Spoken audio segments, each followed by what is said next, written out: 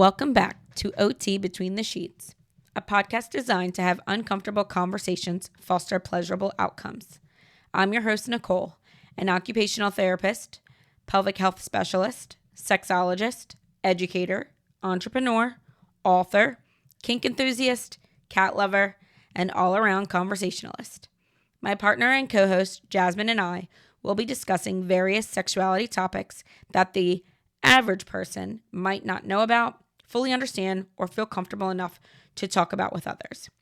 This podcast is intended for informational and educational purposes only, for an audience of consenting adults seeking ways to improve their sex life, unabashedly learn about others' sex lives, have a laugh, or some food for thought.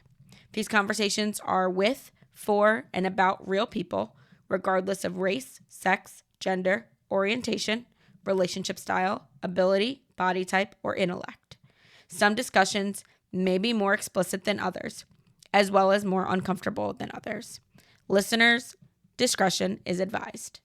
Take the best and leave the rest. Welcome back to OT Between the Sheets. This is episode 8. We are just rolling along here. I'm your host, Jazmine. And I'm Nicole.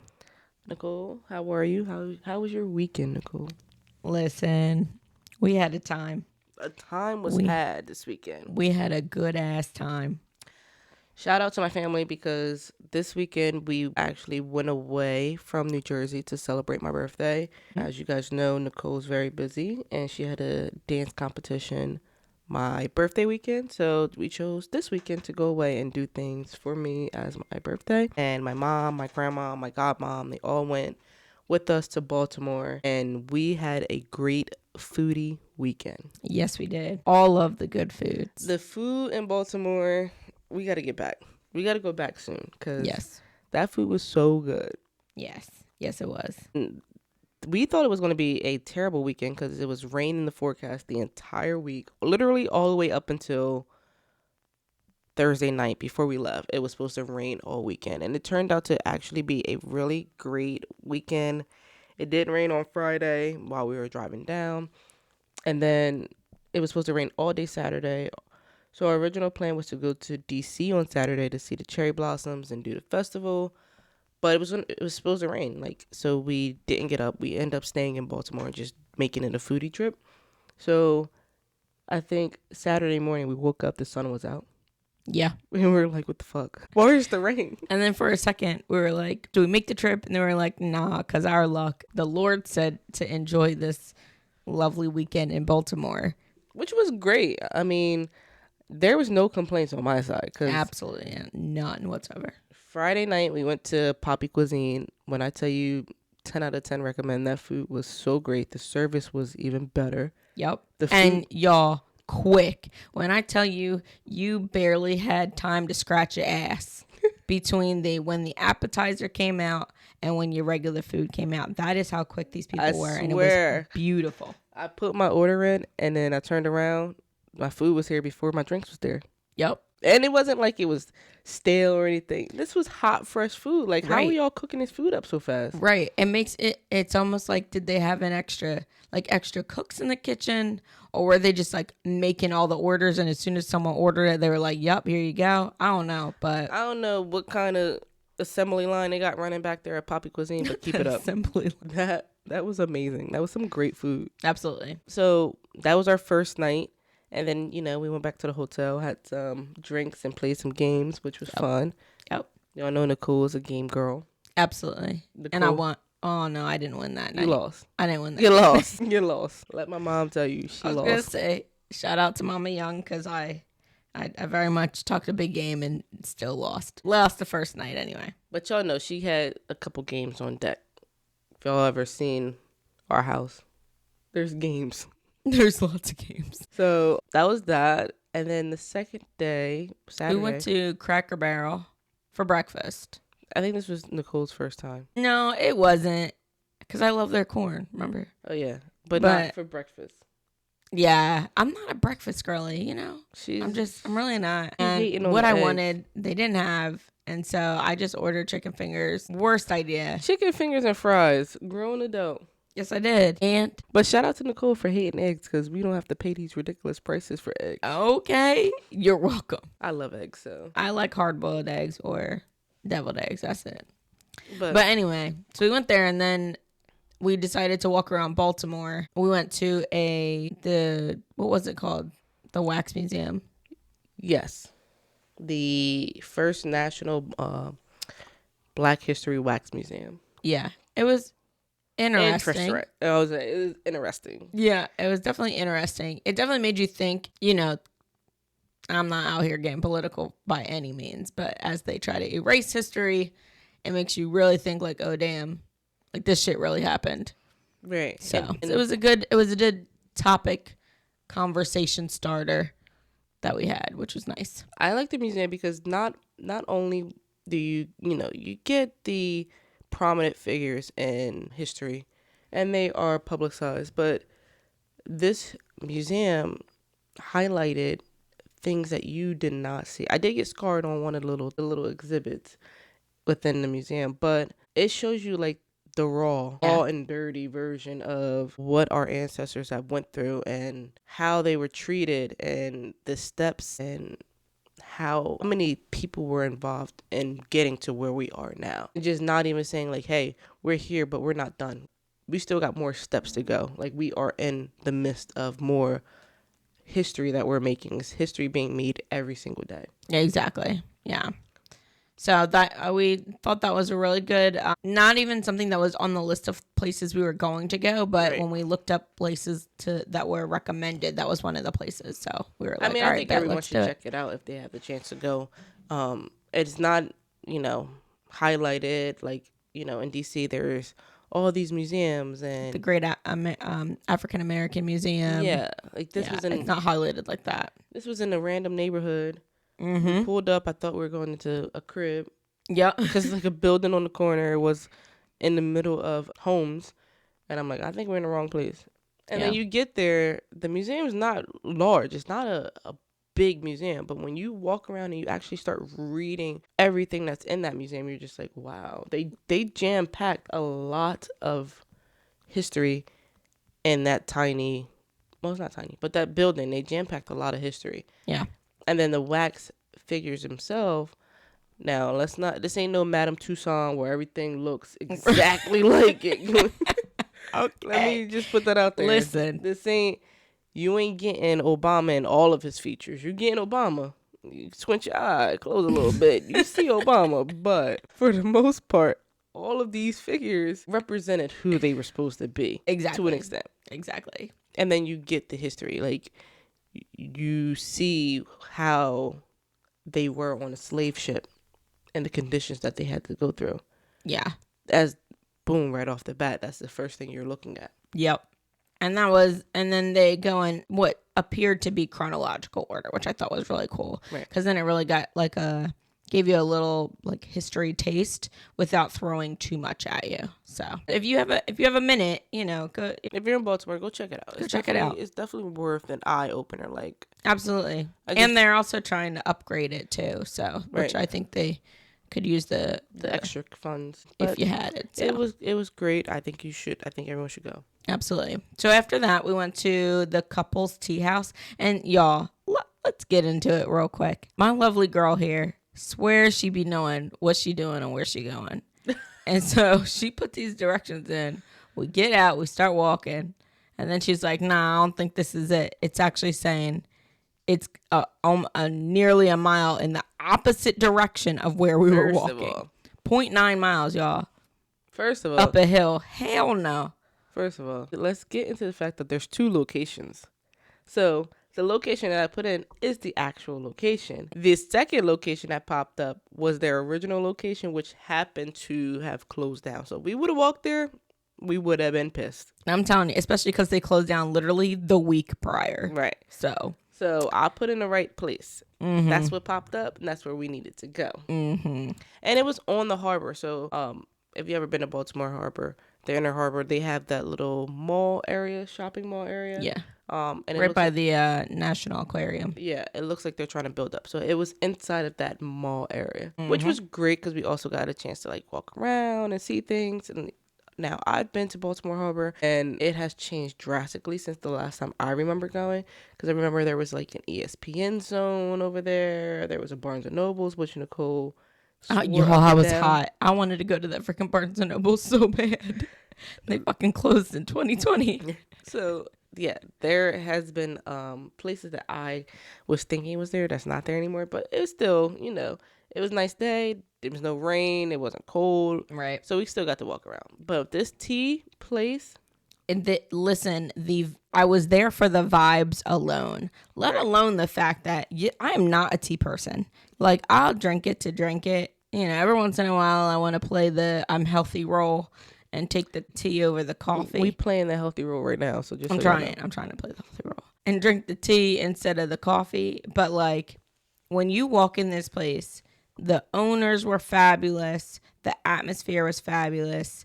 The aesthetics were fabulous. I mean, pleasing. 10 out of 10 would recommend. If you do nothing else in Baltimore, go to these food places, hit up this tea place because it was amazing. Couples, Cuples, Tea House. Right. And then they offer a tea flight, but they weren't doing it, of course, when we got there. So we all had to like order our own teas and like make our own type of flight because, when in doubt, we gonna make it do what it do. No, I was gonna say, we said we wanted a flight. We want a flight, and we felt bad for him because we were like, yeah, we want these different teas. It's 5 of us ordering 2 teas each, so yep. She had to make a couple. And don't you know, we passed that shit around like a blunt. Take a sip, pass to the left. We really did order like 4 teas each. Yeah, it was a lot. Yeah, like per table, but it was worth it. We were able to try all of them, and y'all know I'm a pelvic floor girly, so I pre-warned everyone. I was like, listen, this tea is considered a bladder irritant. So you may have to rush to the bathroom like every 30 minutes. But what was wild was we didn't have to go that often. Nicole might have been the only one that actually had to use the bathroom more than normal after having that tea. And even then, it wasn't even like that bad. So right. I'm thinking it's because there was like, you didn't have to really add any sugar, any honey, nothing. You could if you wanted to, but the flavor was so rich. So we ordered 40 ounces per person of tea. So yeah, we had a lot to drink. Definitely recommend. So what else would happen after that? What did we do? We did a little shopping, and then we walked over to Rusty Scupper on the Inner Harbor. And Rusty Scupper was how we ended the evening for the most part till we played Uno, and I won twice. But that's besides the point. You had to throw it in there. I had to. You won in Uno, bro. Like, come on. It's Uno. I had to say so. Anyway, Rusty Scuppers, y'all. Ooh, we going back. We going back next month. So 10 out of 10. Poppy Cuisine and Rusty Scupper are our top 2 restaurants that we will be going back to. And listen, I done learned something. Well, Rusty Scuppers, when you look at the pictures, it looks very much high end, right? Like, it looks like you need to be dressed up fancy when you go in. Y'all, they do not care what you wearing. So we ended up not having enough time between all the things that we did during the day and then where we were to be able to go, like, leave where we parked, go all the way back to the hotel, get changed, and then come all the way back to the same place. So, of course, we were like, say less. What we're going to do is... Y'all know we dog parents, and I'm not cutting this out, so... Jesse's just in the background barking. Yeah. We don't have the time to edit this out, so please excuse my dog who is being what she needs to be as our trained guard dog of the house. Yeah, that's and what letting she us is. know someone just walked past our door. Yeah, that's exactly. She is a trained guard dog. Mm-hmm. But yes, you listen. If you walking around the Inner Harbor, walk yourself in these doors and get yourself some food because it was beautiful. Yeah, I mean that's definitely a on the water dinner vibe, and my brother always says like Rusty Scupper is his favorite restaurant, and I now see why.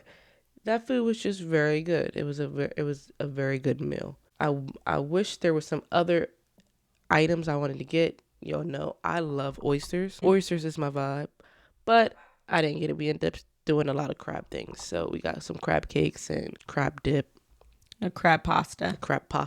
Yeah. Either way, so good. Right. So yeah, overall, it was a very good weekend. We had a really good trip, and we definitely recommend you guys checking out these places. So on the way home Sunday from eating crabs at Mama Young's house, we decided to chat about what our next topic would be, which would be aphrodisiacs. Ooh. Yes. So if you have not heard of what an aphrodisiac is, it is essentially a substance. It could be a food, it could be a herb, it could be some type of drug that is believed to increase overall sexual arousal, sexual desire, and sexual pleasure. From the limited history that I got from it, it's called an aphrodisiac based off of the Greek goddess Aphrodite, which is the goddess of love. Ooh. Yes. Goddess of love. So let me ask this first before I say that. Jazmine. Yes, Nicole. Do you know off the top of your head what could be considered an aphrodisiac? Food-wise? Anything. I say I don't know any like herbs or anything like that. Okay. But I know like oysters is one main one. Dark chocolate is another. Yep. Mm-hmm. That's all I got for you. Very good. Those are the top two. Oh, okay. The other ones being So y'all fruit. see why oysters is my fave. Like, I hear you. Yes. Others being fruit like strawberries and watermelon. And then surprisingly, chili peppers came up on the list of chili options. peppers. Yeah, chili So they peppers. want your asshole burning while you about to make Right. love? That's crazy. And then figs was the last thing. Okay. I mean, I can see the strawberries and the chocolate because Valentine's Day, that is the main food that is Yeah, often everybody wants strawberries. put and chocolate. into the grocery stores. Gosh, they pick the most strawberries in February. Wait, can I talk about? So I read this book, and in the book, this submissive, which we'll talk on a different topic of what a submissive is, but she was acting out like a brat, and so her punishment was to get figs up her ass, and apparently it burned. It definitely burned, but it also increased her arousal. And I was like, no, that's interesting. But I never had a chance to like look further into it. Not that I would try it. I'm not putting stuff in my ass like that. But I mean, I thought it was very interesting. So that is what different aphrodisiac foods are. Now, if you want to talk about other options, so there's like different herbal supplements that you can do. Specific ones that I've heard of before are ginseng and maca. And then medications. So, for all my penis owners, Viagra is technically considered an aphrodisiac, or could be considered an aphrodisiac, because it's supposed to enhance sexual performance. I can see that as a drug, yeah. Yeah, exactly. I personally would not also include it in the things of aphrodisiacs, because Viagra has been like shown to increase sexual performance. And it's one of the highest things that is recommended for erectile dysfunction, even though, again, pelvic floor therapist here, please go talk to a pelvic floor therapist before you decide taking any medications, in my humble opinion, based off of your doctor's recommendation. But surprisingly enough, You had to throw that in there. I did. I did. Check your local doctor before you pop a pill to make your penis go up. Right. Please, because there are techniques. Okay. But when I was trying to look for like actual academic research, I didn't find very much. And what kept coming up was that there's not a lot of scientific evidence behind these specific things actually work. So it's and I wonder if more holistic. Yeah, exactly. And I also think it's because it's so different for everyone. Right. Like not everyone's going to have the same reaction. So after we like looked into some of these things, I was like, ooh, based off of the places that we've been to, do they have any aphrodisiac items, like food items on their menu? Right. And y'all know that they did. So like Rusty Scupper, they offered oysters. Yes. Yep. And then one of their desserts was this like almost like a chocolate mousse cake. It was basically like chocolate on chocolate on chocolate. And I didn't get a chance to have any, but it looked amazing. You know, there is a dark chocolate company that has apparently aphrodisiac herbs in it. Yes, I know what you're talking about, but I don't remember the name of the company. You can look it up? Yeah. Okay, you look that up while I go to the next one. At the couple's tea house, they have different herbal teas. It's called Tabs. What's it called? Tabs. It's called Tabs? Yeah. If you look up the original sex chocolate, it's called Tabs. All right, y'all.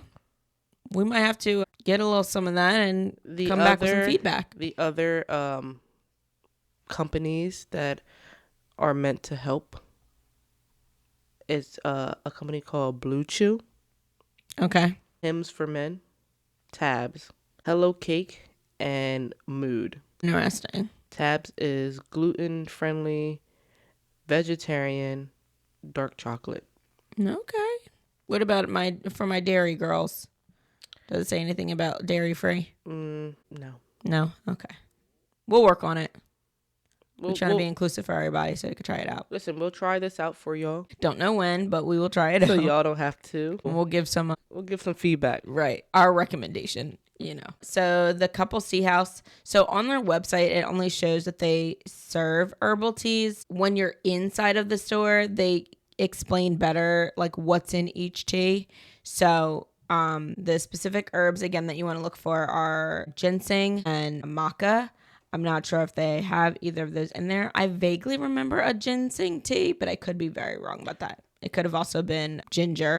They do have a non-dairy option. A vegan non-dairy option. So just want to make sure everybody's included. Yeah, absolutely. So try these out. Absolutely. So those are the chocolates. Those are the teas. And lastly, with Poppy Cuisine, on their menu, they had, wait for it, the honey glazed stuffed salmon. They also have a honey glazed lamb chop.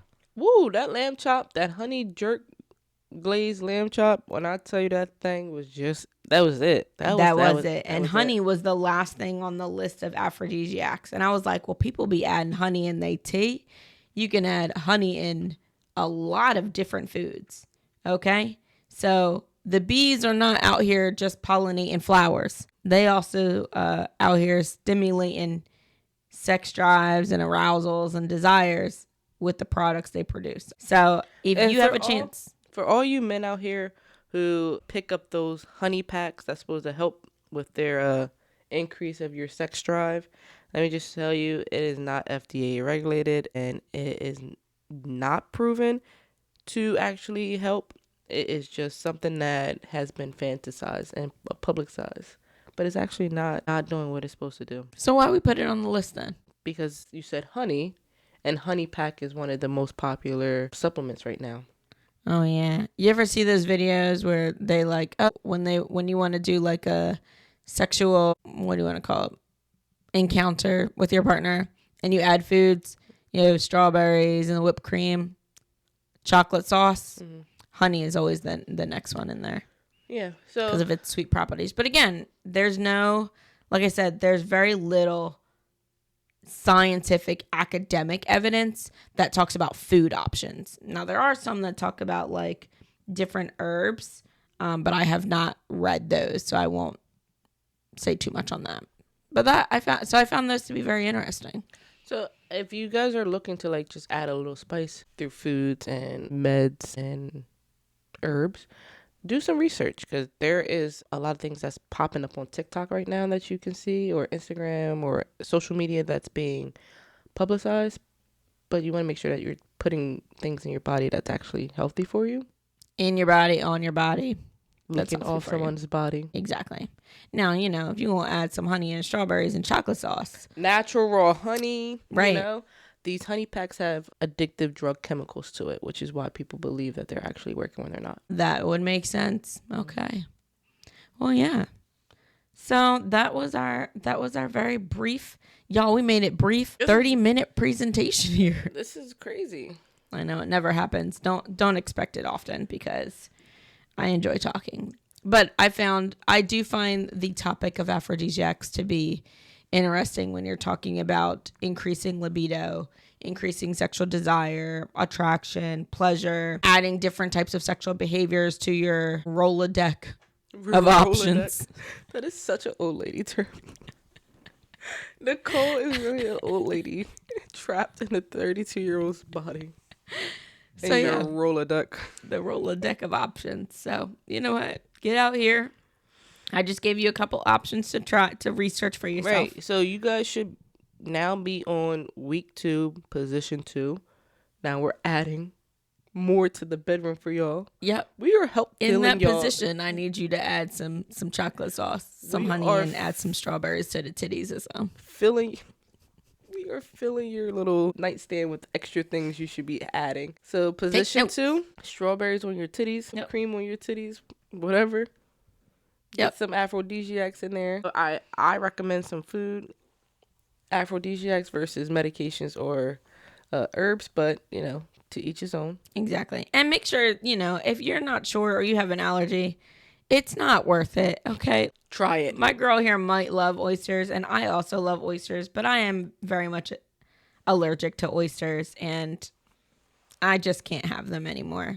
So no, I'm not going to be like, tonight's the night that I'm going to eat them and it'll be fine. No. Tonight is not the night. We're not about to ruin the mood. We're not about to ruin the mood, okay? No way. We ain't doing that. Exactly. So just get take that into dark consideration. chocolate and put it on your dark chocolate. Exactly. And with that, we say, have a good one.